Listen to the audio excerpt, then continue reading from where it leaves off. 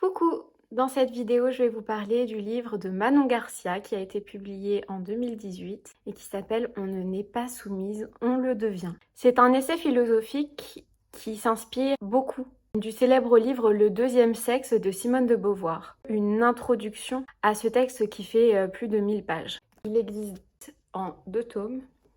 Manon Garcia nous décrypte dans une grande partie du texte Le deuxième sexe, tome 1, qui parle du destin, des mythes, qui enferment les femmes dans une forme d'aliénation. Et dans le 2e tome, elle nous parle de la formation, de la situation et des justifications. Le titre s'inspire d'une célèbre phrase de Simone de Beauvoir, « On ne naît pas femme, on le devient », et le postulat de Manon Garcia est « On ne naît pas soumise, on le devient ». Le texte de Simone de Beauvoir a été publié en 1949 et ce texte a été publié en 2018. Donc c'est vraiment un héritage de la philosophie beauvoirienne d'écrire ce livre. En termes de citations, j'en ai souligné beaucoup.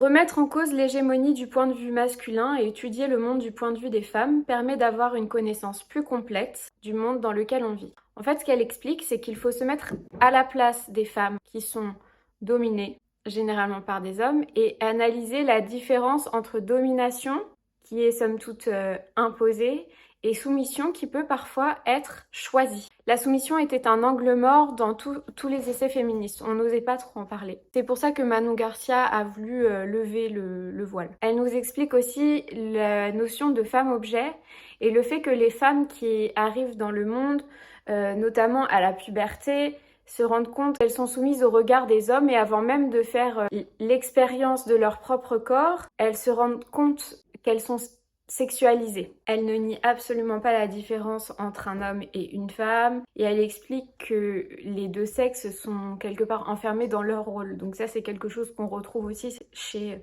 Gisèle Halimi. Pour revenir sur ce que j'expliquais sur les femmes qui se rendent compte qu'elles deviennent des objets ou que le regard masculin les sexualise, toute personne de sexe féminin naît dans un monde dans lequel cela signifie déjà quelque chose d'être une femme. Alors cette phrase, je pense qu'on peut aussi l'inverser. Toute personne de sexe masculin naît dans un monde dans lequel cela signifie déjà quelque chose d'être un homme, notamment la virilité. Ce qu'il faut retenir de ce texte, c'est cette citation: « Pour comprendre comment fonctionne la soumission féminine, il faut parvenir à tenir ensemble 2 niveaux, celui de l'individu, qui fait des choix et qui se comporte de certaines manières, et celui de la société, qui prescrit aux individus des comportements et façonne leurs préférences. » Ce qu'elle explique, c'est que la soumission est quelque part attendue des femmes, historiquement, économiquement.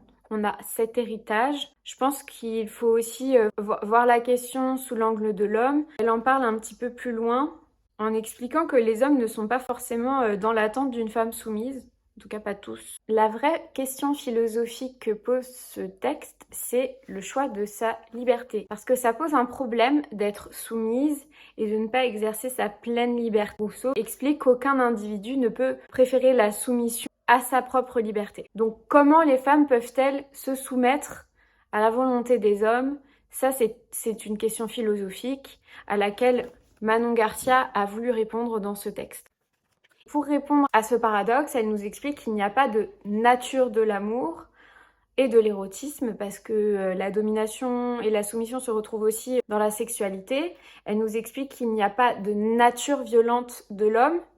Comme je l'ai expliqué dans la vidéo du texte de Mathieu Palin sur les hommes violents, on devient violent quand on a été exposé à la violence. Il n'y a pas non plus de nature soumise de la femme. Ça, c'est très important. Il n'y a pas de données de biologie qui définissent un destin. Donc là, vraiment, on rentre au cœur de la philosophie. Elle en appelle à Rousseau, à Sartre, à Hegel, pour justement expliquer ce qu'est la liberté, ce qu'est la domination, ce qu'est la soumission, quels sont les rapports de force entre les individus. Manon Garcia explique qu'il y a une certaine volonté, à minima, de se soumettre.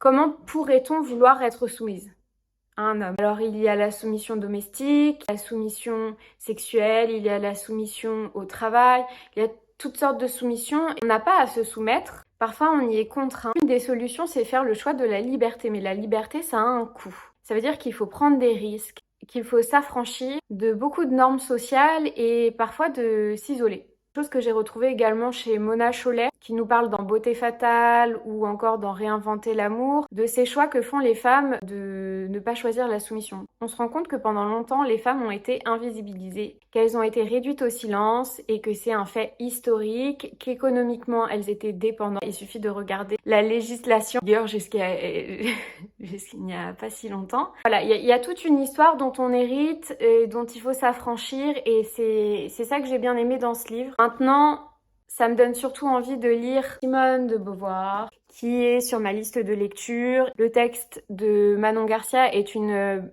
introduction, une explication pour ceux qui veulent lire Le deuxième sexe. Voilà pour ce livre. Je vous souhaite de belles lectures et je vous dis à bientôt pour de prochaines vidéos.